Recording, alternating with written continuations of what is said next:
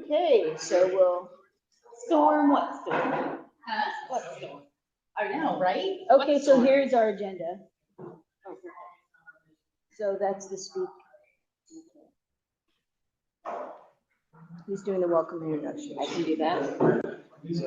Shall I? Yes, You can let's do just that. start our meeting. And this is just for Zoom, right? Like I can project, or is it actually? It's projected into the room, the speaker's here.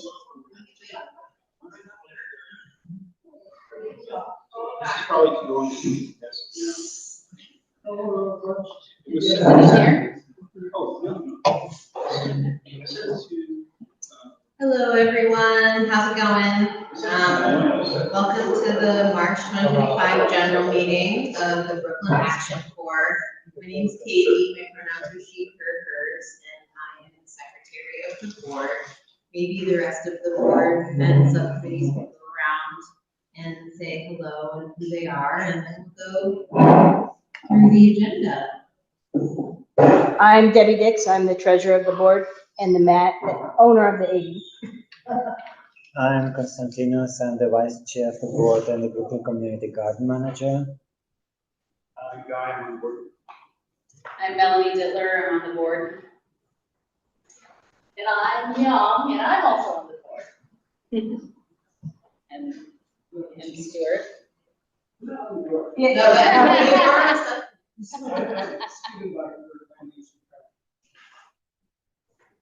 Behind you. And I'm Stuart, also the new board chair. All right, thank you. And also just a big thanks to Melanie, who stepped down as being interim, along Stitch's interim chair. And congrats to, so yeah, thank you. Yeah, big round of applause for Melanie.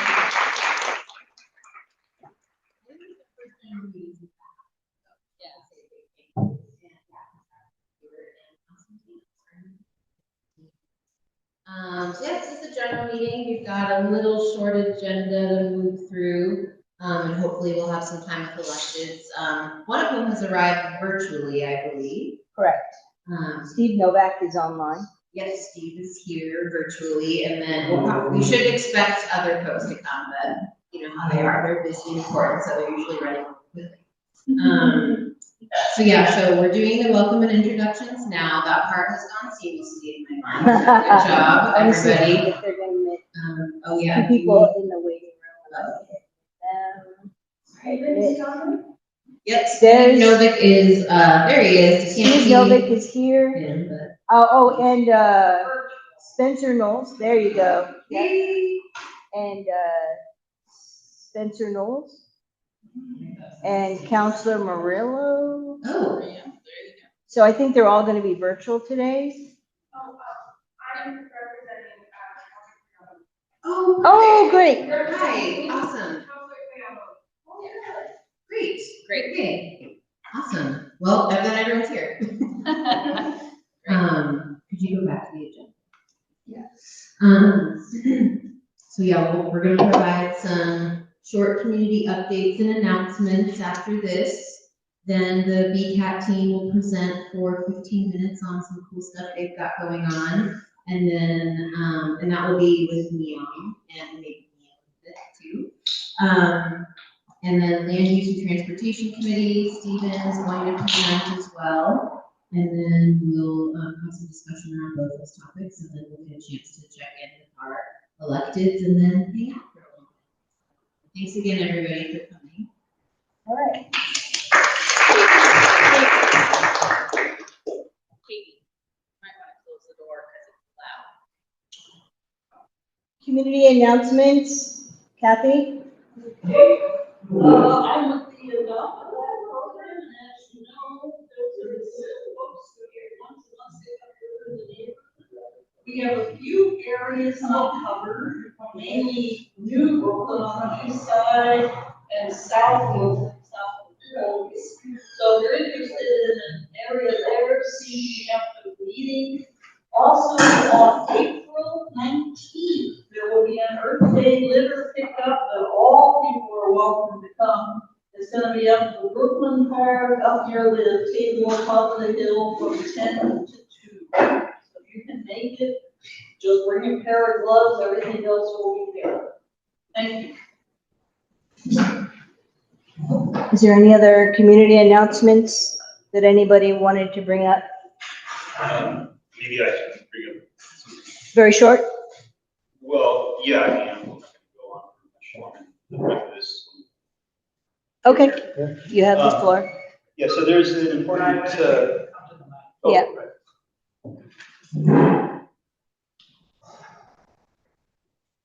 Let me get back to There is a meeting on this Sunday at 4 p.m. at the Brooklyn Grocery Co-op. We have to get help from the community to stay, to keep going in the face of an abusive lawsuit by a former landlord. And we're eager to hear feedback from people, because we know that people in the neighborhood value having a grocery store. They want to have a grocery store. Otherwise, we're the only grocery store. We'll have to close if we don't get some community support in confronting this abusive former landlord. Again, that's 4 p.m. Sunday, March 30th. That's this Sunday at the co-op. It's 1420 South House, right next door to the post office. Thank you. Any others? Okay. So the next thing, Neon, you're up.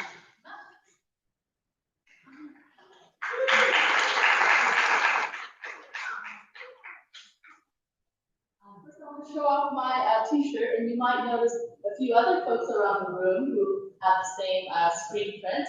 And the reason for this, I'll tell you in a minute.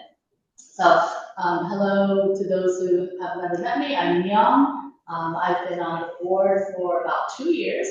And one of the reasons I joined the board is because I realized that one of the ways that I might be able to help my neighborhood become ready for the climate crisis was to really start right here where I am. I just live down the street. And so I thought, well, let me join the board and see how that might help me do that work. And so that's been a big part of my work. And I started the subcommittee Brooklyn Climate Action Team, BCATS. And we are really happy to announce that recently we reached our goal of having 100 members, actually more than 100 members. So I hope that speaks to how important our environment and climate issues are. So that's part of what I hope to talk about today. Every year we do a visioning survey in the neighborhood, and of course the most popular ones are always things like, we want to make our neighborhood more beautiful, we want to clean up, and that's why programs like what Kathy mentioned are very popular. And we have a huge turnout for things like that. But in addition to that, what people have said, because we offered this as one of the ideas, is this idea of mutual aid. And I know that can mean a lot of things to a lot of different people, but where we're starting from is this idea that what would it be like if we neighbors got to know each other better, and then we could also be a support to each other as we have more and more climate disasters, and be able to help each other out. And it may be even something really practical, like, a couple of years ago when we had the heat wave, one of our BCAT members offered her, she had an extra room that she has a house that is air conditioned. So, just being able to support each other in the most basic way like that. So we are very intrigued by this idea, and we plan to start our project around mutual aid this year. So we're very excited about that. BCAT has lots of priorities around climate projects, but I know almost everybody in the room knows this, but I'm going to say this for especially the council members. And that the reality is that Brooklyn is a tiny neighborhood. It's like a little triangle, and we're surrounded by 2 major highways. We have a rail yard, we have TriMet, to the north of us, we have Northwest Natural. We're not sure, but because of their lack of transparency, we don't know about this, but we believe they have started blending hydrogen into our gas line. And of course, that's problematic on many levels, but these are the things that are happening in our neighborhood. We also are very concerned about Zenith trains that go through our neighborhood. We're in the blast zone. So many concerns related to the health and safety of our neighborhood. So those are some of the things that we've been talking about and working on. So one of the questions, actually, I'm going to, we have lots of questions on Zenith, but actually I'm going to ask one of my BCAT members to present that question. The question that I want to ask our council members is around, I know there are lots of budget cuts happening, and I want to know, how are you going to protect the Portland Climate Emergency Work Plan? So that's one of my main questions that I don't know if we want to talk about that now or save it for later, but. Will Steve or any of the other councilor members want to do a 60-second high level on what you believe on this? Sorry, you're muted, Steve. I'd be happy to jump into that, and I'm sure Councilor Maria will too. I actually sent a letter to the mayor the other day restating my opposition to raiding PSEF in order to balance the city budget. Because, I mean, I'm of the view that, to paraphrase the old Green Bay football coach Vince Lombardi, climate isn't everything, it's the only thing. And since we're a city that the voters created a fund to address climate change, to help to reduce our carbon emissions and protect vulnerable people from the effects of climate change, that's what it should be used for. And we've got some colleagues who said, well, why don't we just have the PSEF take over paying to maintain the parks? And I think maintaining the parks is very important, but no climate scientist is going to tell you, if you want to do your part to fight climate change, you should do basic maintenance of your city parks. It just doesn't work that way. So I'm going to be fighting hard against using PSEF to backfill public safety, parks maintenance, et cetera, and ensure that, I mean, I actually think that we need to step back and come up with a strategic plan to make sure that we're using the resources we have as effectively as possible to both reduce emissions and help low-income people and people of color. I think the city has already rated PSEF for some dubious purposes, and I want to make sure that doesn't happen anymore. Yeah, can you guys hear me all right? Yes. Okay, good. Yeah, definitely echoing everything that Councilor Novick already laid out. I am vice chair of the Transportation Committee, and just last week we had, was it last week? Oh my gosh, just a few days ago. It feels like weeks are passing. But just a few days ago, we had another councilor bring forward a resolution to use millions of dollars to for good things, in my opinion, creating sidewalks in East Portland and in Southwest. But my main concern about it at the Transportation Committee was that I have heard in the halls and from this counselor directly that she fully intends to use the Portland Clean Energy Fund to do things that frankly should be funded through the PBOT budget or for other things. And I think that unless there's very clear correlations where they're going to expand sidewalks, but they're going to also plant trees or do something that's going to actually be related to climate, that we're going to end up using PSEF as a slush fund for everything else. Today is the hottest day on record for this year, and so we have to be really careful with what we're doing and how we're using those dollars. So I think, yeah, ditto to everything that Councilor Novick said. We'll definitely be looking at that very carefully. Thank you. Would you like to come up? To the microphone.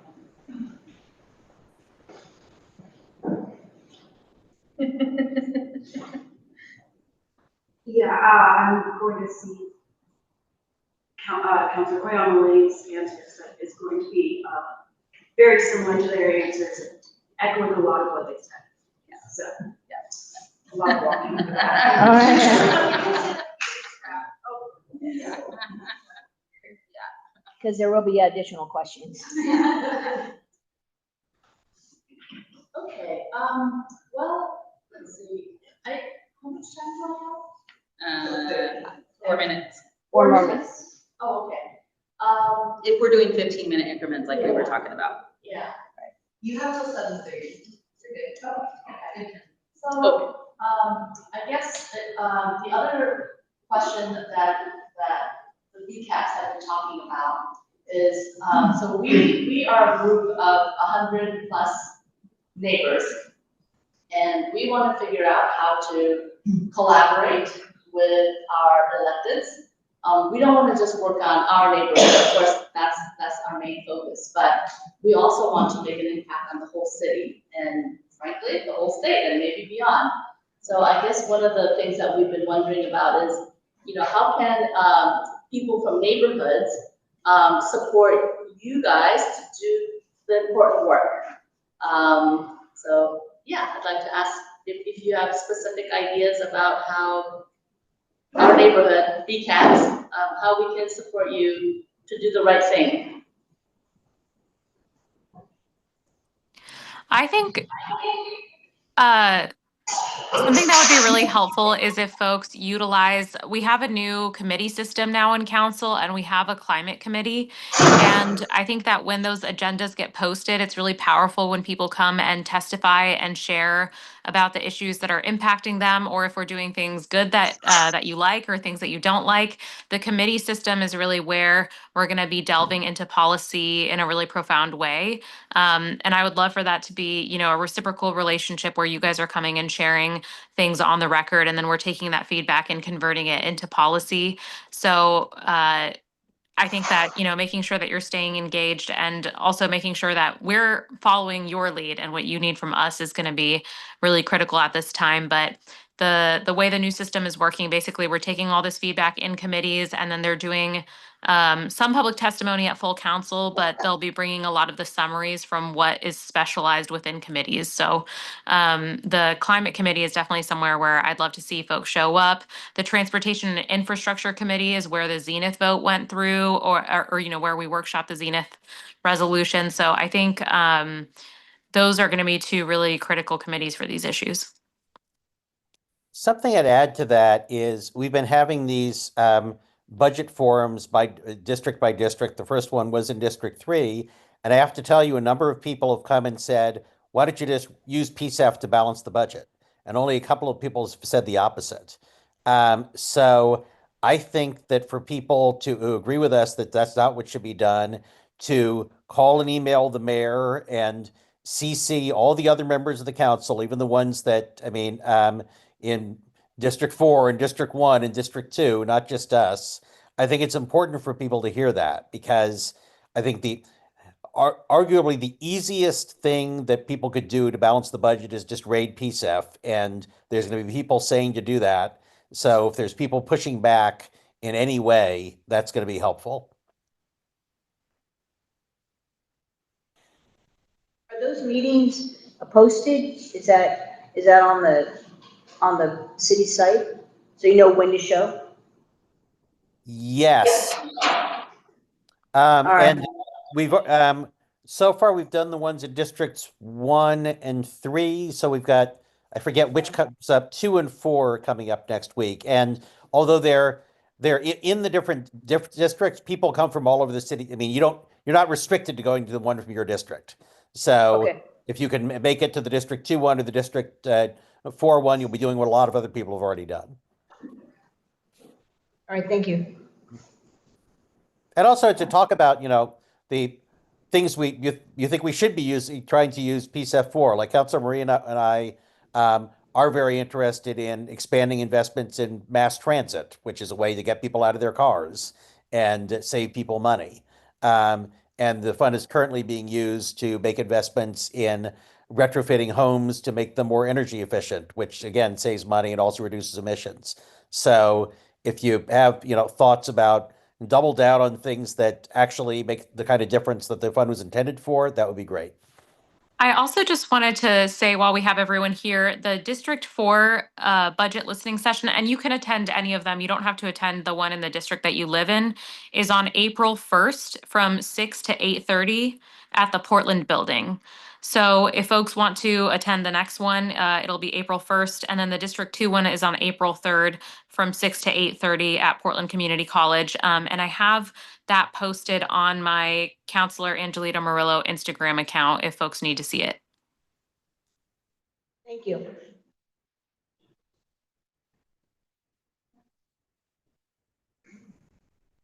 Okay, well, yeah, I would just reiterate that BCAT is more than eager to work closely with the new counselors to support you guys. So please let us know how we can do that. And by the way, we are already talking about recognizing the importance of testifying. So we are working on that very thing.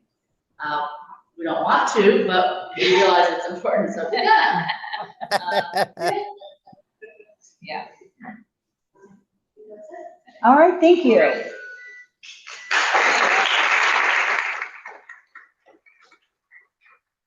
Okay, so we are going to move on to land use and transportation. Stephen, you have the floor. Thank you. Stephen Bachman here, land use and transportation. So I've really got two things to talk about tonight, Ross Island Sand and Gravel Site and also 17th Avenue zoning. Do you want me to do one and then another later or all together? You can do it all together because you have the floor. Until what time? We're running a little early. Okay. But, So 7:45, right? 45-ish, yeah. Okay. So 20 minutes. All right. So Ross Island Sand and Gravel Site. This is all about Brooklyn's access to the river. And by way of background, that was lost in the 30s when McLaughlin Boulevard was put through as a state highway. We've been trying to get that access back since then.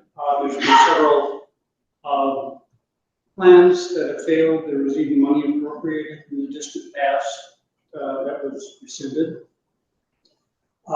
So we've had to go at this systematically. And what we found was that we needed to get into a long-range vetted plan. And this was done in 2020 with the river plan South Reach. Simultaneously, practically, Ross Island Sand and Gravel was in financial trouble. And in 2022, they were near bankruptcy, and the Parks Department decided to lease the property at Ross Island directly across from us, between us and the river, in order to use it for truck storage and maintenance facility. So they also have an option of option to buy, basically a right of first refusal. And when with that happening and Ross Island in financial trouble, we submitted a nomination that the Parks Department purchases. That was in 2023. And then in December 24, a municipal court judge for Multnomah County actually required the sale of 3 of the critical lots that were interested in to get access for Brooklyn to the river. Parks has actually said that they're in confidential negotiations to buy this property. From that point on, it's been a black box, and I can't get any information from Parks about this. The problem with that is that we're trying to get access over or across McLaughlin Boulevard, and until we actually have a destination to get to, we have no leverage with the Oregon Department of Transportation, and they have no money either. So once we have Parks confirming that they are buying this property, we have leverage, and we can use things like the Oregon Community Paths Fund. So I'd like to know from our counselors if it's possible for them to put some pressure on Parks to move along with the sale, or if it's possible for them to simply announce that a sale is imminent, because this is the kind of information we need to keep moving on this project. open it up. Steve?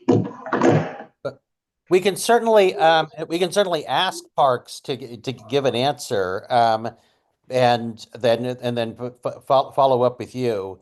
I think one of the questions that I saw in writing was, will upcoming Parks cuts have an impact? And of course, SDCs are used to, help build new parks. The biggest problem we have now is maintaining existing parks. So there's always the question, if we're acquiring new parkland, do we have the money to maintain it? So, but we can certainly find out what Parks is thinking and why they haven't responded. That'd be very helpful. Councilor Murillo? Do you have anything to add? No, that seems pretty accurate to me. Okay, thank you. Okay. Well, to tie that all together, our vision for this area is that Ross Island itself is a natural green space parkland, and that the best access for the city, and for Brooklyn in particular, is through the Ross Island sand and gravel property. In fact, that's the only way it can happen. All right. Could you email our city accounts to sort of reiterate what you were just saying? Email the, Yeah. email them. Yeah, we can get all this information to you. That'd be great. And then we can, then we've got something to just turn around and share with Park. Okay. All right, as far as 17th Avenue zoning, I'm talking about a narrow strip of land between Powell and Holgate, from north to south. That's really only a housing lot wide. And this area extends down to Holgate and then to the west a little bit. Right now, it's got an IG1, I believe, zone, which is excludes residential dwellings there. And a long-term discussion in Land Use and Transportation Committee is that there's just more housing, more places to put housing in Brooklyn. For a long time, we felt that industrial zoning is inappropriate, at least in this strip west of it, because it's adjacent to housing. In fact, areas that have not been cleared, housing still exists.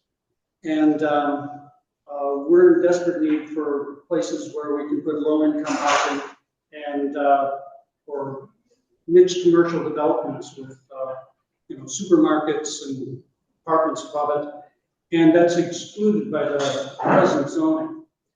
Our opportunity to change this is kind of limited because zoning is reviewed in 10-year cycles, and other ways to change it are rather expensive. But there is something coming up right now, and that's the Inner East Side Zone Change project that's going on through the Bureau of Development Services. That's looking at the present state of industrial land and trying to determine if it's being used properly or if it needs to change. This area is really just involving, initially intended to involve Central East Side Industrial District, the Buckman neighborhood, possibly parts of or all of Houseford, Abernathy, but it excludes Brooklyn. And I really think we have to get involved in this process to be able to change the IG1 zone to something like EX or CM2, which is, CM2 is around like Milwaukee Avenue. But basically, we need someplace to put residential housing. We need the housing for more populations to support services and to properly use our transportation system. We have two orange line stops right along this stretch of industrial land that simply are underused because people don't live there. So what I'd like to know from the commissioners is there any way you could get us involved in this East Side zoning change project? It's being formed now and it's supposed to start up sometime by the end of the year.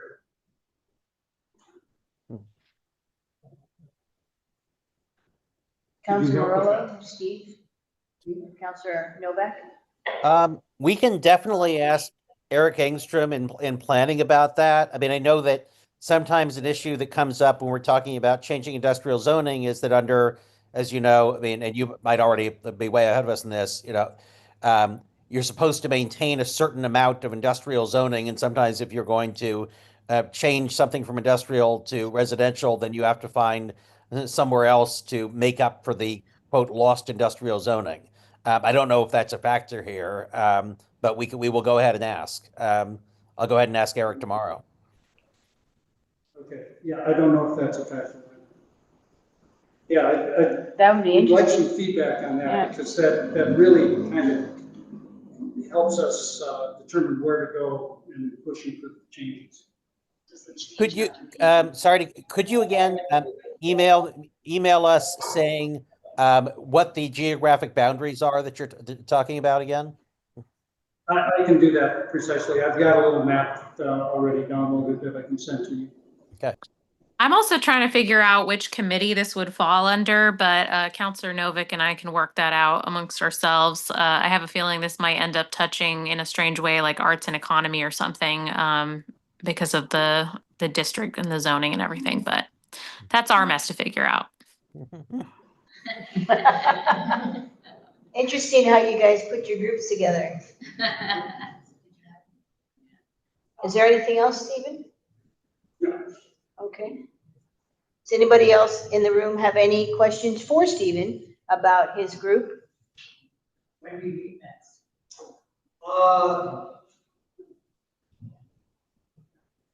Our next meeting is a little bit different. We're planning a walk along 17th Avenue on Sunday, April 13th. From 10 o'clock, we're going to meet at Real City Coffee, and then grab a cup to take along and take a walk along 17th Avenue, and then we're going to meet at the home of one of our committee members and have our monthly meeting there. Otherwise, we're starting in May. We're going to be meeting in this room on the first at 7 o'clock at night on the first Wednesday of every month.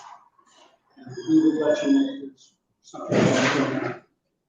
I have a question about Ross Island. Has anyone from City Club Portland engaged the neighborhood's land use and transportation committee about the study that they're going to be conducting? They have. I submitted myself as a member of it. I have a feeling I'm not going to get on there because they're looking for people who don't have an opinion about how it should be used, and I have a very strong opinion about how Like a jury selection? Yeah, I think that's it. They asked specifically whether the DAC would take a stand on issues and what our stand was about transportation commission. But the study is actually to determine the best use of this land. So I think they're looking for a more. I actually applied and I got in on Oh, you did? Huh? Oh, yeah. Oh, very cool. That's very good. Thank you. That's very good. And your party is committee? Yeah, yeah. All right. Yeah. He's a very good, Any other questions? good one. Great. All right. Next, we're gonna have a quick break. Okay. Just walk in. Yes. Yeah. I don't want to embarrass him or call him out, but I just want to tell you that our state house representative, Nosse, is here. Yay. Yeah. That's our buddy. Say bye.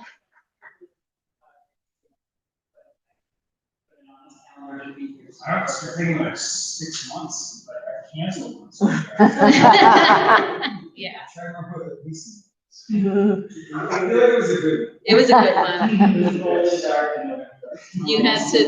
You had to work or something. I'm sure that was the reason. Yeah. So we're moving on to open discussion and questions. So if you have a question, raise your hand or online. And then you can come up here to the mic, so both our city councilors and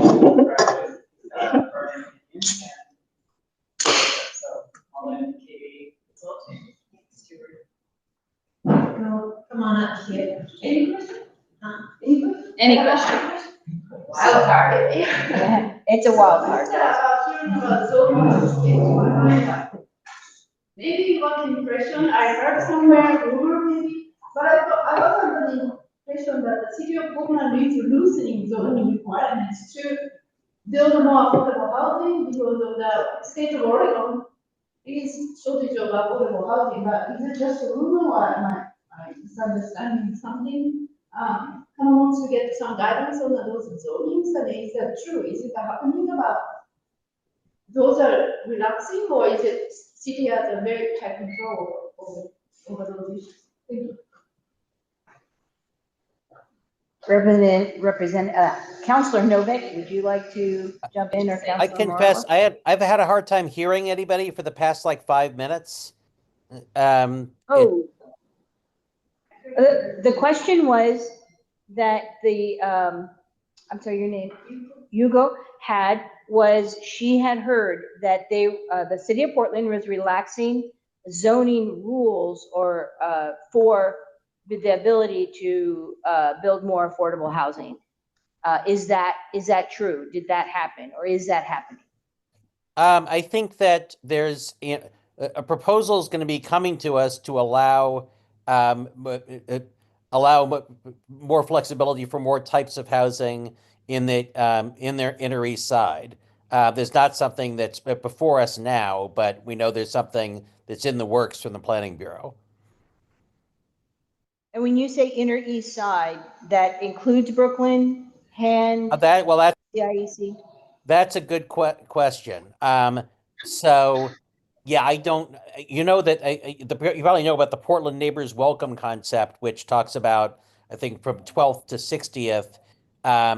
Actually, Eric Engstrom in planning, I asked him, is what they're working with similar? And he said, yes, but not exactly. So to be honest, I don't know what geographic boundaries they're thinking of. So that's, again, something we can ask him tomorrow. I'll send him an email tonight.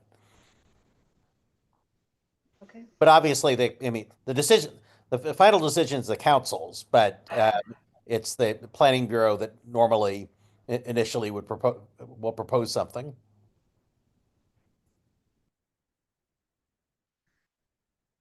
Any other electeds want to touch on that? I also just wanted to do a quick sound check. Is that better? Yes. Yeah, Go louder. need to be closer. Yeah, and then online, can you hear me? Yeah, I can hear you now. I think there was some like feedback from the mic or something or the echoing that kind of made it a little bit harder online.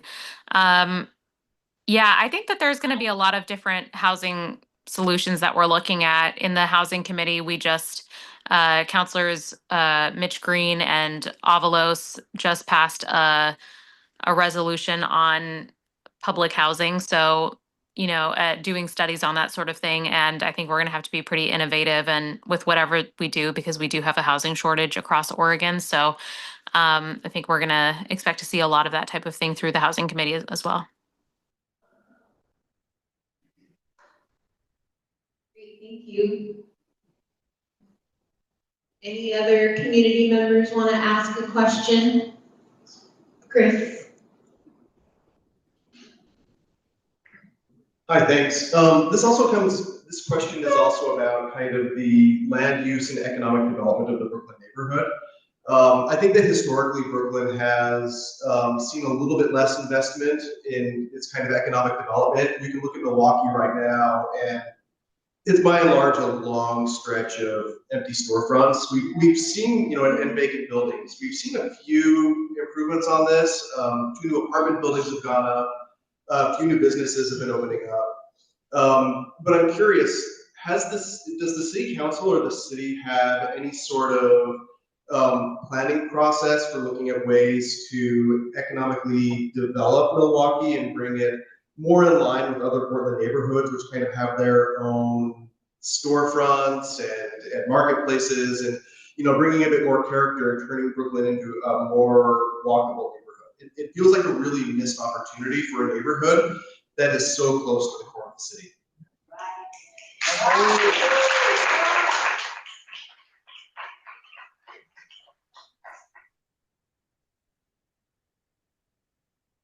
I think that, I mean, normally when the city makes I mean, obviously, for the most part, what the city does with tax dollars and fee dollars is, police, fire, parks, and more recently, homeless services, and then we've got water and sewer.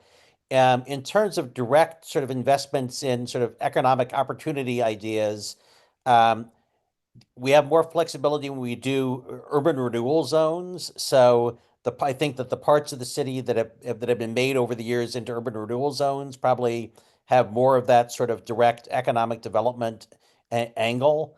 And I don't know if Brooklyn's ever been made for actually, to be honest, I wouldn't be shocked if it has been part of a TIF district before, but I don't think so.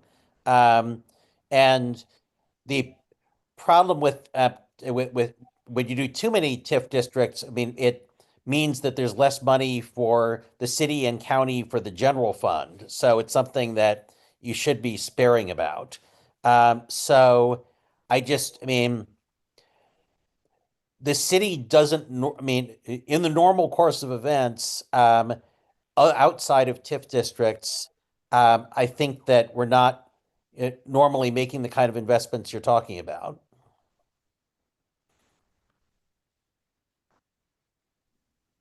I also think this is something, as we're talking about funding and revitalization for different areas, and we're talking about like TIF districts and different ways to revitalize neighborhoods and spaces, that this is something that the Arts and Economy Committee is discussing. So as your representatives, we can flag that for them and make sure that it's at their attention. But I would say that the Arts and Economy Committee is also a good space to bring some of these things to the counselors sitting in that space and let them know that that's something that you guys are interested in, and we can do that on our end as well. There are some small business grants that Prosper Portland has made over the years, and I don't think that's not limited to TIF districts, but I think they're pretty small.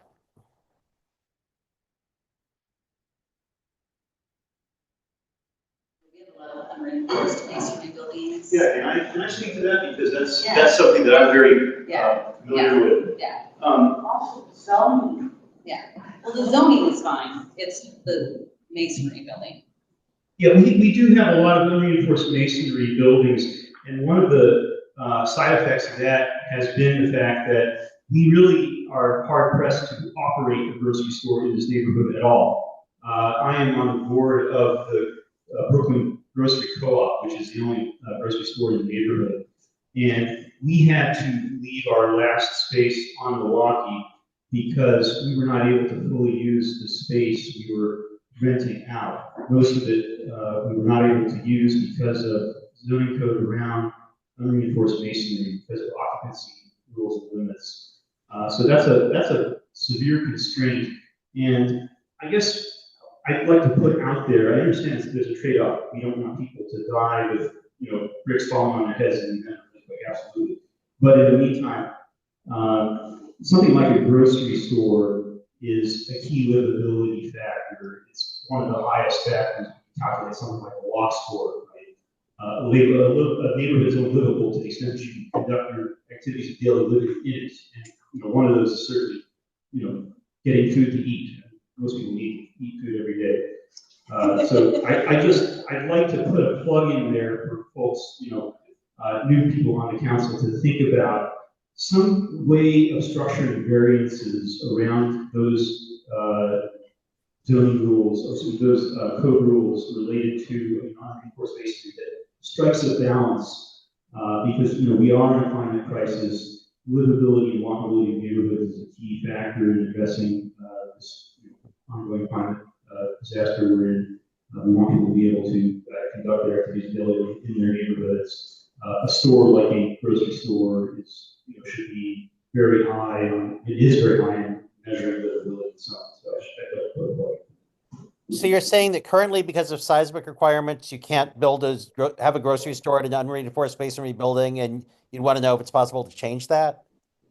Some kind of a variance that would allow a grocery store to operate. I mean, it's extremely difficult to do it right now. I mean, the basic problem with a grocery store is that it operates on incredibly tight profit margins, and the space that you have available to you is a key factor whether you can run a grocery store. If you have a very small footprint, then you can't engage in the calculus that allows a grocery store to operate and be sustainable, which is when you have very small profit margins, you have to move very large volume. Well, if your store is incredibly tiny and that tininess is enforced upon you by the fact that you're in this unreinforced masonry structure, then it makes your grocery store in the neighborhood practically impossible to operate.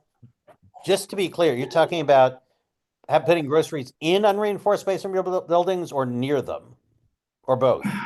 The problem is that a grocery store has what's called a high occupancy rating. So the idea is that a grocery store is the kind of business that you get a lot of foot traffic in. So at any given instance of time, there's liable to be a large number of people in it. And so therefore, if it's inside of an unreinforced masonry building, the code, as I understand it, imposes some very tight restrictions on just how much literally square footage of space you can have as a grocery store that is an unreinforced masonry structure. It compresses your footprint down to a point that makes it basically not economically viable practically to operate a grocery store at all. And we struggled enormously with that in our last space. If you moved to a smaller space to contend with that issue, and we have, had that has been a good thing that we were able to get that space, but that was a lark really that we got that space. And that kind of feeds into, I don't want to make this go over long, but during the pandemic, we had to rent out a great deal of the space that we were in charge of to other businesses. During the pandemic, we weren't able to do that because for a lot of reasons, people know that subtenants had to shut down and so on. And that's part of the reason why we got this lawsuit by this abuse of former landlords, because they're trying to claw back money that they claim that we owe them for subtenants that were forced to shut down when we were in their space. So all these things are kind of interconnected. I know it's kind of too long and you don't want to read it, but. Well, what is the exact ask to the council? Well, my exact ask is to think about restructuring the code around unreinforced masonry structures to give some, preferential variance treatment to uses that are very high in terms of determining the livability of the neighborhood. One of which I find is a grocery store. So you want to lax the rules? I want to make them, yes. I want to create some mechanism where it might be not that hard for a small grocery store to apply for a variance. Okay, so to variance means change the rules for us because our use is very important for the livability of our neighborhood. Yeah. Sorry, Steve, go for Go it. ahead. I was gonna say, I'm happy to look into the unreinforced masonry code. I was an anti-hunger policy advocate before I got here, and I think having a grocery store is pretty essential for everyone, and making sure that it's in close proximity. So I think if there, maybe there's something in the city code that we can take a look at where if there are no viable buildings that exist within a certain neighborhood, like in this space, it sounds like that there would be an exception to continue to use grocery stores. But it might also be state code, it sounds like. So, or state law. So that's something we'll have to look into as well. And I just have to tell you that my personal emotional reaction is I understand what you're saying, but if I were part of an effort to allow loosen the requirements and then a grocery store fell apart and a bunch of people died, I'd probably feel like killing myself. But I'm old now, so that's not as great a loss as it would have been a few years ago. Thank you. Sounds like potentially Guy and the co-op could reach out to Councilor Murillo and see if there could be some meaningful connections there. Thank you all. Yeah, it sounds like there are no good choices here, but I guess what I'm saying is that if there is no other viable building option, these people still need a grocery store and food in the meantime. And unless the city is able to somehow fork up money to build a new grocery store or a new building, then these are the choices that people have, and not having access to a grocery store is pretty terrible for most communities. Steve, I don't even like to hear you joke about that.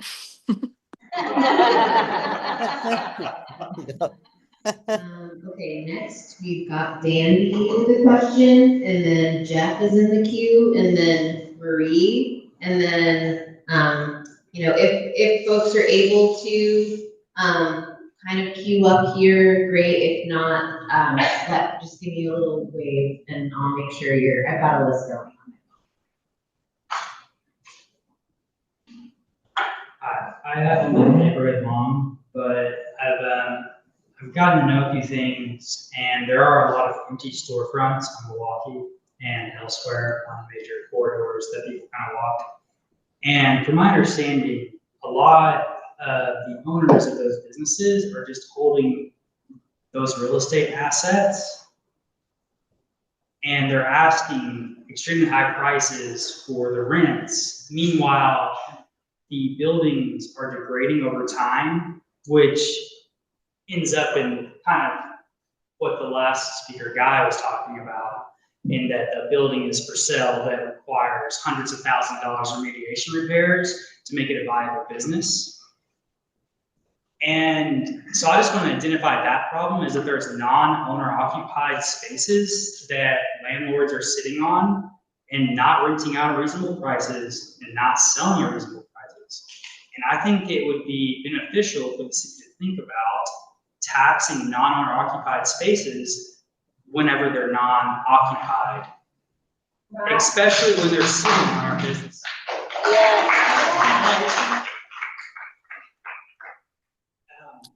Well, you'll be happy to know that Councilor Jamie Dunphy is actually looking into a vacancy tax.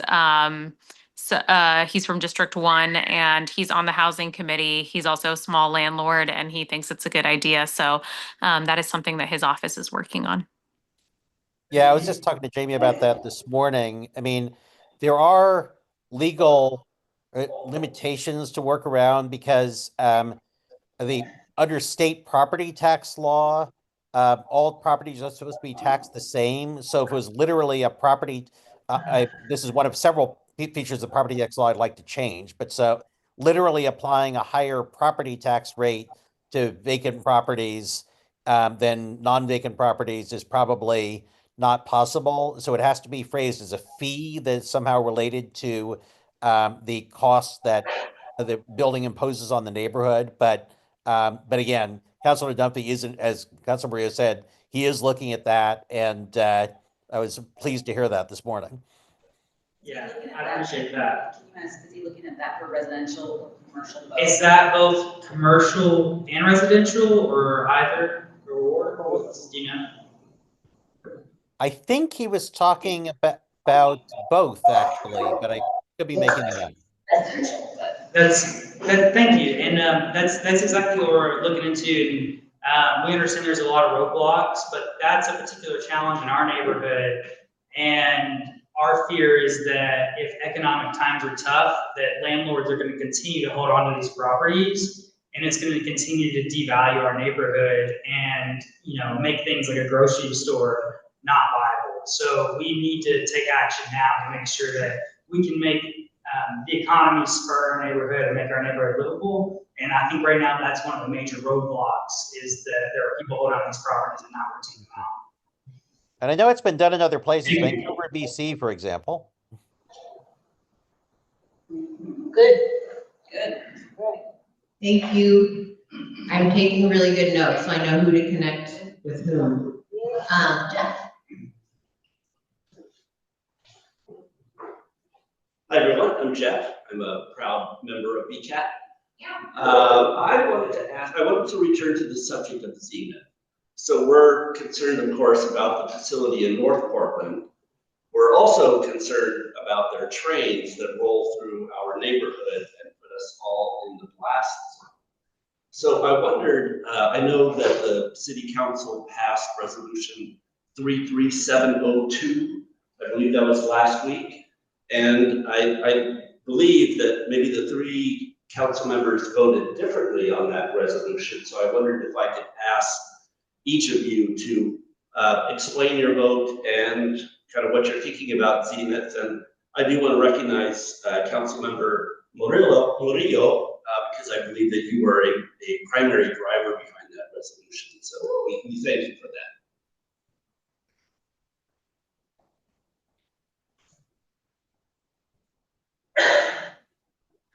I'm happy to go first. Yeah, Councilor Mitch Green and I created that resolution, co-sponsored it, and brought it forward. To us, it was really important just having seen some of the patterns and conversations and incongruencies between how Zenith interacted with the city, the permits that were granted, how they expanded their operations, that it was something that needs further investigation. So for me, I felt it was really important that the community and for us as counselors that we have the clarity required around this situation. There's also just been so much frustration, ire from the community for years about this. And I think that whatever happens with the investigation, because that's what the resolution does, it will put some of this to rest for all of us once and for all. And I think that's really important. So I look forward to working, with Mayor Wilson. He's in charge of the investigation at this point. We really urged him to ensure that it is a fair investigation with an impartial person at the helm of that. And we look forward to seeing how that moves forward. And I think, it's kind of, if I can be very frank here, it's kind of difficult, right? There were some city employees that handled some of the permitting and stuff with Zenith, and this was not meant to be an attack on them. But I also think that when you're a public employee, you are, and especially some of these folks are in very highly paid, powerful positions. And so if there are incongruencies in what has been brought forward to us as counselors, we have a duty to investigate that. And I would expect that anyone in a high profile position, elected or not, that is choosing to serve the public is going to have to address some of those tough situations, even if that is not something that feels comfortable or good for us to do. And so that was why I thought it was important to do it. I think there's two different kinds of investigations you're talking about. There's an investigation of whether Zenith violated its franchise agreement, which is part of the resolution and which I fully supported. And then there's a matter of investigating city employees. And for one thing, I felt that the language of the resolution was such that I couldn't vote for it without saying that I thought that a group of city employees were knaves and liars. Councilor Maria will say that's not her intent, but that's the way I felt. And also, I felt that a number of the issues that were raised as to whether city employees had acted appropriately weren't things that could be resolved by an investigation. It's sort of like a city employee says X, and some of the advocates said, no, that's not true. And then the city employee explains how they felt that it was true. And I don't think there was really, in most of those cases, I don't think that there were like new facts to be discovered. So I wasn't sure that an investigation would be useful. In terms of, I do want to give you, and you maybe already know this, some good news in terms of the danger posed by the critical energy infrastructure hub in general, which is that DEQ is, first of all, they've required Zenith and the other big tank companies, the 11 of them, to assess the risks posed by their facilities, and the DEQ is looking at what they came back with, but ultimately, DEQ can require them to retrofit their tanks, their facilities in a way that will prevent them from rupturing during an earthquake. And I actually asked the DEQ guy, can't remember his name, do you really have the stick to make that stick? Do you have the enforcement power to make that happen? And he said, yes, we do, because we can assess a penalty against any of these companies equal to the economic value of noncompliance. So if they're supposed to do something that costs, $50 million to make sure their tanks don't rupture and they don't do it, DEQ can assess a $50 million penalty on them. So their goal is to ensure that the steps are taken to make sure that the tanks won't rupture in an earthquake within the next 10 to 12 years, which is a long time, of course, but I was working on the critical energy infrastructure issues 10 years ago, and at that point, we weren't even sure the state or the city had the authority to do something like that. So I'm really appreciative of Senator Mike Dembro for passing the legislation that empowered and directed DEQ to take the action that they're taking now.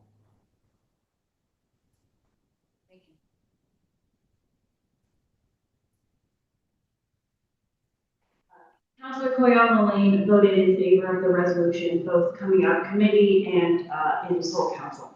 So she is in favor of the investigation. Thank you. All right, I think Marie had a question. You want to come up here? Yeah. This cord's kind of long. 30 years ago, we fought on the board to get the zoning changed so we could have some businesses over here.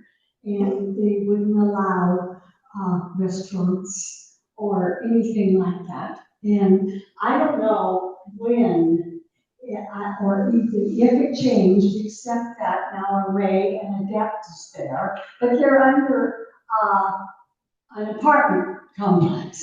So I think that is not controlled. So I'm just wondering still, what is the zoning here? Do we even allow businesses?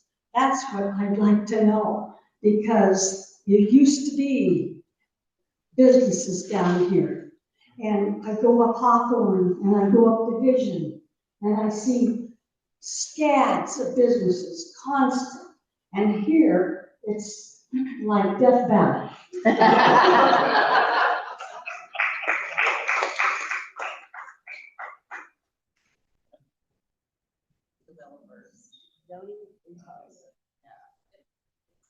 It's mixed use zoning, so. Actually we'll have Steven come back up here. Not to, I'm sure the councilors can answer it, but let's have one of our own answer it. He's looked at lots of zoning. Most of the zoning along the Milwaukee is called CM2. And according to my, it's zone CM2, which is a mixed commercial zone that allows residential. And I have my little cheat sheet here. So it allows household living, group living, retail sales, office, vehicle servicing, vehicle repair, commercial parking, self-service storage.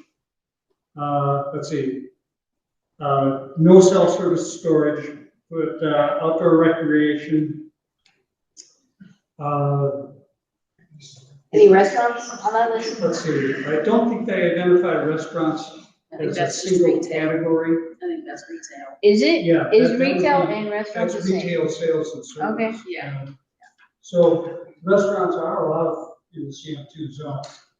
When did that happen? So it's been that way for a long time. The problem is the developers who are coming in and building these buildings are not choosing to put commercial businesses on the first floor because they feel like, going back to our previous conversation, they feel like there's too many empty commercial buildings already that are not rented. So it's just, yeah, it's Too expensive. it's not too expensive. It's just the way that everything is. Vacancies. Our It's- vacancies the are already vacancies are high. high. When you already have high vacancies, people don't want to go to the one business out of the millions of vacancies. Yeah. Because there's nowhere else to go except for that one. Yes. Yeah. Anyway. Yep. So it's 808, good zip code. Yeah. If you know, you know. Should we let them say something? I think we, Can we let Rob say So much hi? I can say. Yeah, come on up. Get up to the. there, I also wanna, there's someone also queued up for a Oh, question. yeah. One more. But yeah, so I just wanted to draw attention to the time. We're here till 8:30. We had discussions with electeds, but there's clearly some hot topics and some a little bit longer. So let's take a couple more minutes. Yeah, let's hear from Representative Nosse. Yeah. So, councilors, what I would say is in the interim, the three of us, and we should grab Councilor Kumian Lane, we should talk, zoning is a little bit of state and city partnership.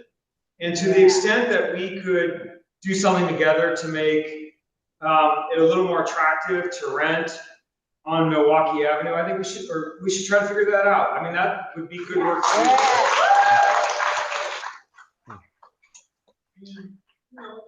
Maybe that we have to get the landlords to sort of offer very low rent to attract artists or small retail, like Hawthorne's got a ton of, used clothing stores. Maybe there's something like that we could try, but maybe there's also something that the state could do along its regulations. So I think the four of us ought to explore that and see what we could partner together.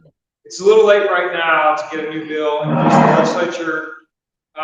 We're in deadline mode for first chamber to either hear things to send to the floor of the House, to send to the Senate, or to have the Senate send to their floor to send to the House, or to be funded because they cost money. And so we're not quite at the end, we're like 2/3 of the way through. So anything new would be really hard, but the short session might be an opportunity to try to lift something up like this. Cool. I have a question. I mean, I'm envious. Well, envious. No, that's the wrong word. I'm grateful that the state of Oregon does not find itself in the financial situation that my county and my city find itself in. And I'm hopeful that we'll be able to help my county and my city out with regard to housing and homelessness, since it's the top priority for voters in the area. It's also the top priority for voters across the state. We're not flush with money, but we're not hurting. And I think what that means, like, if you're a person that cares about services for people with intellectual and developmental disabilities, or if you're concerned about school funding, we're not going to harm those budgets, but we're not going to make them amazing either. If you want to see more progress on behavioral health, you might see a little, but you're not going to see enough that will frankly make the difference. And to the extent Commissioner Novick wants to take up tax reform again, let me know, Steve, because we can convince on that. Tiffany Comey Lane probably cares a lot about that. Angela Maria will welcome you into that topic if you want to take up tax reform. It's hairy and complicated, it requires a ballot measure. Mentioning the budget, I actually have a question for all of you, which is, we are making these decisions now on closing a deficit where the options really are to cut police or cut fire or cut homelessness related services or cut parks programs, or possibly we could raise revenue. What? So I actually would, people come, and we invited you to come to the budget forums, which I hope that you do. But even if you can't do that, I would really be interested if you emailed us and sort of gave us your priorities. Say, the last thing you should cut is parks, or the last thing you should cut is fire, etc. Because frankly, when we hear from people in the budget forums, mostly they come and say, don't cut X, but they don't say cut Y instead. And we sadly are in the position of, we have to cut Y instead, or we have to raise revenue. So I'm always really appreciative when I get an email from somebody saying, I think you should cut X, but not Y. So to the extent that you've got opinions on that, I really value your sending them in. That sounds like hell. Yeah, are there any other departments we can cut? Well, we eliminated the Department of Waste and the Bureau of Fraud when I was on the council 10 years ago. So unfortunately, so we don't know. I mean, no, but I mean, the truth is 80% of the general fund is those four things. And the rest of it is kind of things like you have to have, like, even though they're not exciting, like land use planning and human resources and IT and things like that. And a bunch of those things, I mean, are actually being cut in the proposed budget, but they don't add up to enough that, I mean, when 80% of the budget goes to four things and you have a big deficit, you're going to have to make cuts to some of those four things. Yeah. So it's police, fire, parks, and homelessness related. Yeah. Councilors, the state's going to try to help you out with some of that, but I don't know yet how close or how well we'll do. Yeah, I mean, I know that, we really appreciate that, but at this point, we can't. Those are the four things. And the administrator has already proposed a bunch of cuts to parks initially and left a 35 to 50 million gap after that. So the question is, even if we accept the city administrator's cuts to parks, some of which I don't like, actually all of which I don't like, we still have to find 35 to 50 million more. And do you cut parks even further? Do you cut police? Do you cut fire? Do you cut homeless services? You can't do It's hard. a quarter of each. Yeah.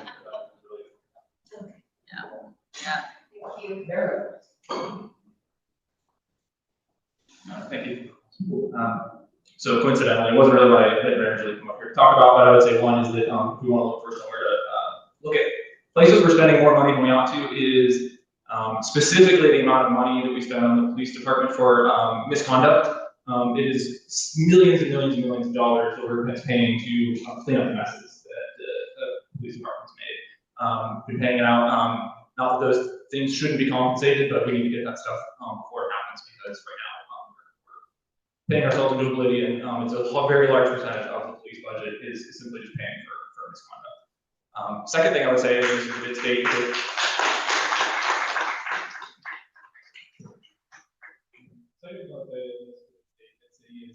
the I-5 Rose Quarter freeway expansion is a huge, huge money hit. It is something that you look at and say, where can we cut money? And I know that money comes from a variety of different sources. But You're hard to hear. Oh, you're hard to hear. Sorry. Pardon. Slow down. It was originally $450 million. We're looking at $1.9 billion already, and they haven't built a thing. We know the cost will go up from there. And we're already looking, we're already hearing things like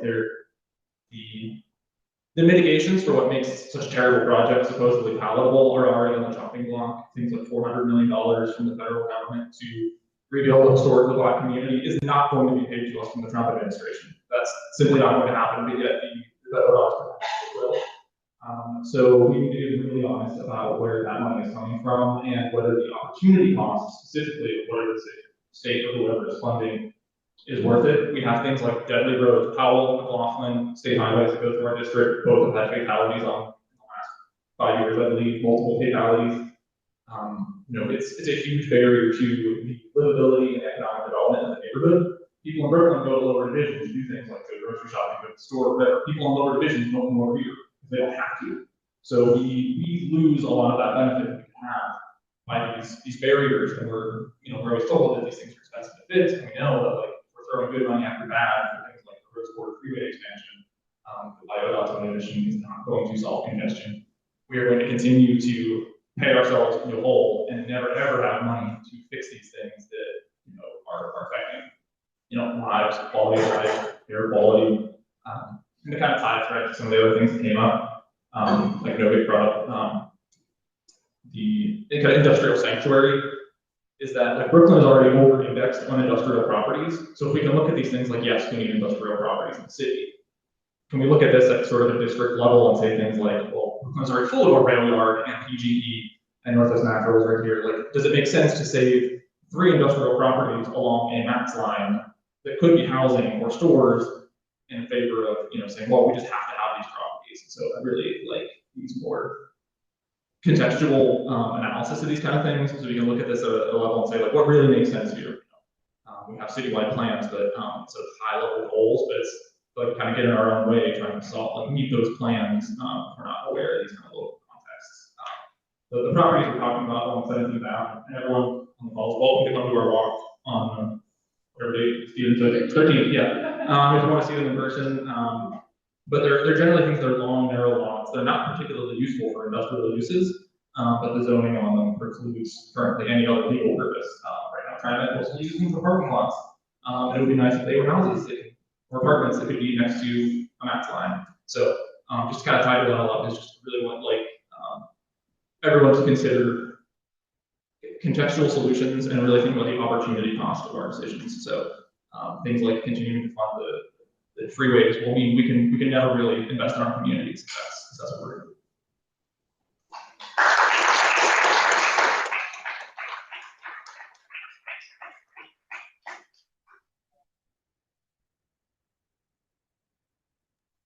So can I react to that for a second? Yes. Thank you for bringing that up. I think that's The Rose Quarter expansion is something that's given me heartburn for a million years, and it's a really complicated. Well, it's complicated in some ways and it's not complicated in others. I think the cap is really beautiful and visionary. I think connecting that neighborhood is really beautiful and visionary and necessary. I'm also profoundly concerned that it seems like ODOT, every time we move into a project like this, you're right, the cost continues to go up far more, like millions more than they ever say it's going to cost. I'm also deeply concerned that with the federal Trump administration, they're not going to give us the federal dollars required to finish this project, and that we're going to end up in a situation where ODOT wants to put shovels in the ground to get started with the lane expansion, and then we're never going to get to the caps, and then all we're going to have is a bigger freeway. And I do think that this is something that all stakeholders need to think about, because we're living with a different administration, and I don't believe that they're going to follow through with the promise of giving us the money to complete this project and to actually connect that neighborhood with the caps.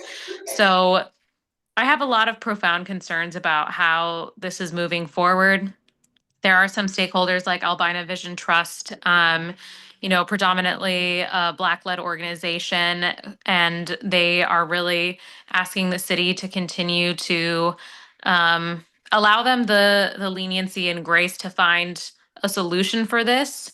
And I think that neighborhood's been told for a long time that they should always wait for the next answer or for a better time. And so it's complicated, but I think at this point, I don't see that the Trump administration is going to follow through with giving those federal dollars to us to complete it. And I guess I just want to say I echo those concerns. I don't sit on JPACT, the Joint Transportation Committee with Metro and all the other spaces, but the mayor does, and I am his alternate in that space. And, that's something that I've been discussing with him behind the scenes. And I just wanted to agree with the point about opportunity cost. I mean, given the huge basic maintenance deficit we have in Portland for our streets, it makes me queasy when you see any huge transportation investment that's not for maintenance. And I mean, obviously, it's not that we would get that precise amount of money for street maintenance if it weren't for the Rose Quarter, but it would increase, if it weren't for the Rose Quarter, it would increase the overall pot. And we frankly are in a situation with our streets where if we don't get some huge influx of money, most of the streets in the city are going to be gravel in 30 years. And that's something that really keeps me up at night. And I'm deadly serious. Yeah, yes. So the legislature is hot in the middle of debate about what to do about funding for roads and bridges in the state. Any gas taxes or EV taxes or tire taxes or weight mile taxes that we pass, the ODOT gets some of the money, and then our cities and counties get some of it as well. And this is kind of a place in a forum where I go, gosh, don't you want to ask me about Medicaid? I know a lot about Medicaid. I'm not on the transportation committee legislature. I'll certainly get to vote on this. This will be probably one of the most important items that we deal with. Whether or not we continue to figure out how to deal with the Rose Quarter, it was a promise we made back in 2017 to address that, to get the truckers to stand down, to support weight mile and gas taxes back in 2017. We've not delivered on that.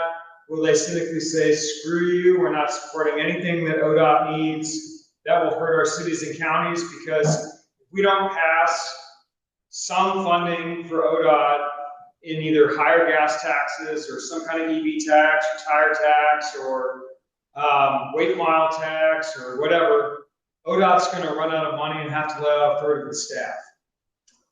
So, and that will have downstream effects for the city and for the county for the roads and bridges that they maintain.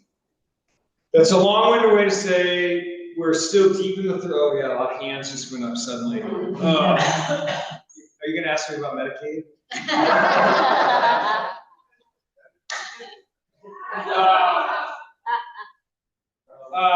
So that's to say that this will be something that the legislature has to figure out. And if you're deep in it, I would just say subscribe to the Committee on Joint Transportation in the legislature and follow what we're doing. Nothing's been decided yet, and all things are on the table.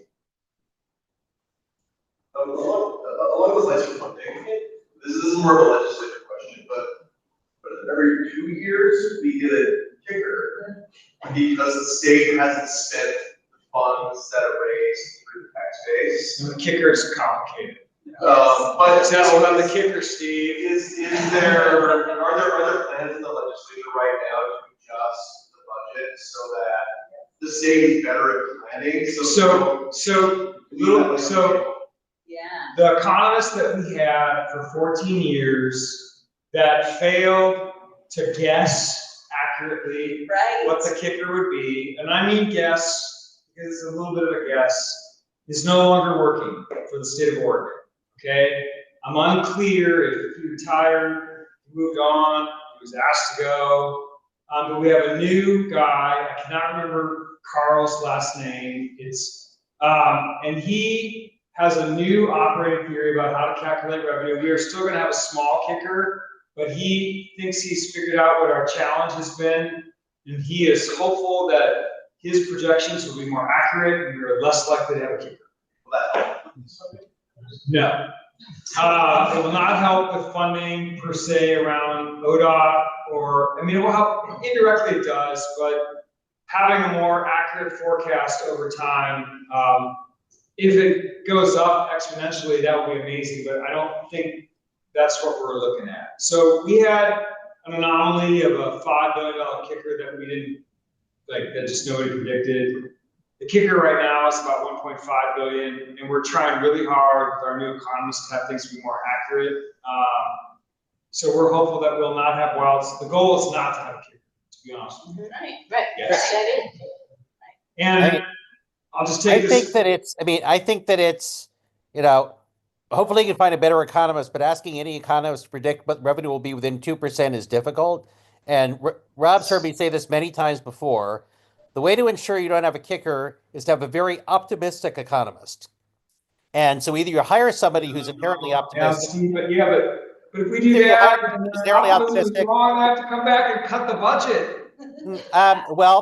Yeah, but I mean, if you just said you think you've got a more optimistic economist, and so you hope. No, accurate. I said accurate, not optimistic. Well, to avoid a kicker, you have to have an economist that's more optimistic than they've been in the past.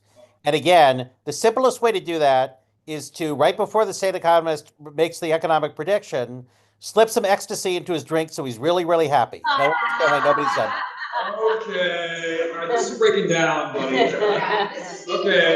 Yeah. It's important. Somebody else had a question. Yes. Yeah, go ahead. Yeah, Steve had that rhetorical question about like what services we should cut. I think you did a good job of explaining like why ODOT is having a shortfall. Yeah, that's right? hard. But what about the other services? I mean, this is also a rhetorical question. I think it'd be easier for us to decide, I guess, even though they're all terrible options. How did we get into this mess? Why are we in such a mess? So we have a very lousy tax structure in the state. I think Steve and I would agree on this, and maybe Councilor Morella would agree as well. It's just that Steve and I have been working on this for decades together, off and on.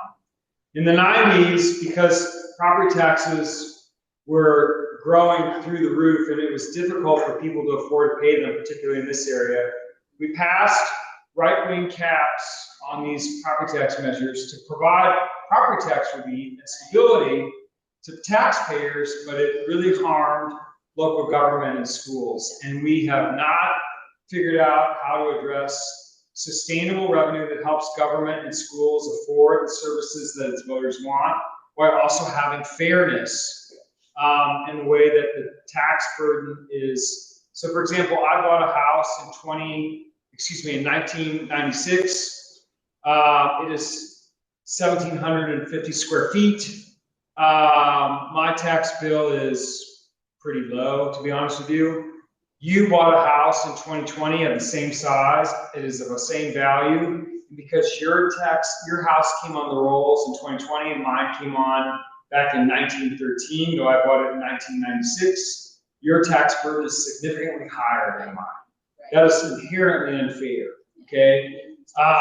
But addressing that requires a ballot measure. So suddenly, progressive Portlanders have to go, geez, am I willing to raise Representative Nosse's taxes under the guise of fairness? You know, that would be I think that's a real challenge. And we have to do it by ballot measure. All of this is in the Constitution, so it makes it very hard. I personally believe we should have a sales tax. No, boo! Yes, that's very.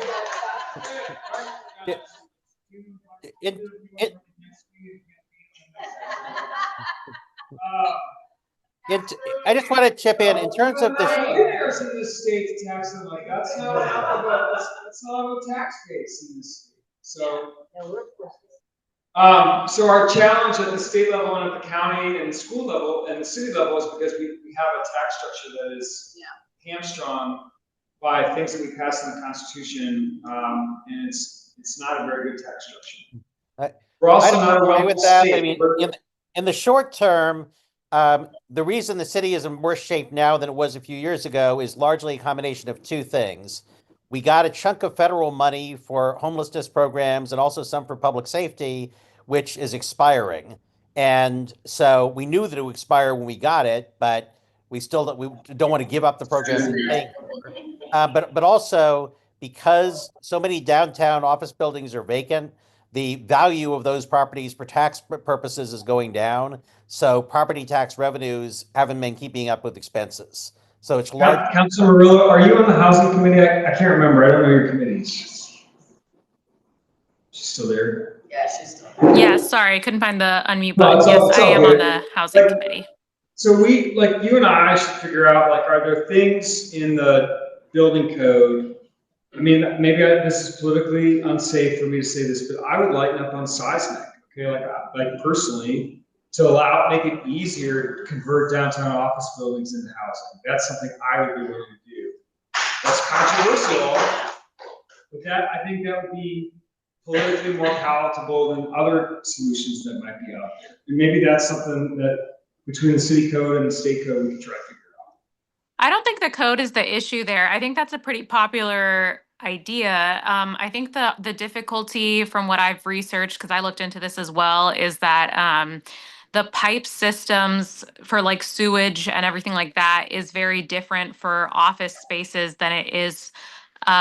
So sometimes it might actually be cheaper to just tear down a building than it is and build a new one than it is to try to convert it from that type of space into housing. But I think that's something, I mean, if we can do it, it's certainly something I'm interested in looking into. I'm hearing a few things. Things are both beautifully simple and beautifully complicated. We have an amazing team of people in our city and our state working on stuff. Let's all give them a round of applause.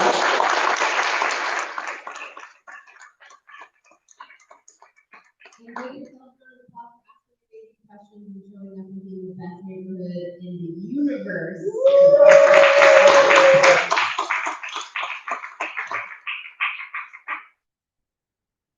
And then, oh, okay.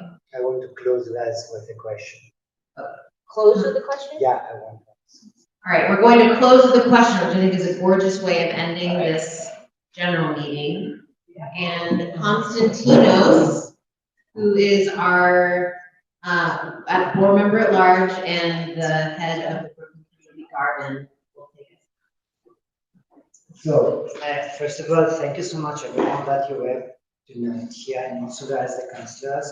So from my perspective, because I want to represent also as my duty the other side rise of the neighborhoods here in the Brooklyn, I want to put the question that as more people advocate for business and commercial development in this meeting tonight, I will ask that how can we ensure that this growth is guided by the needs of the community without compromising in the unique character and historic of this neighborhood?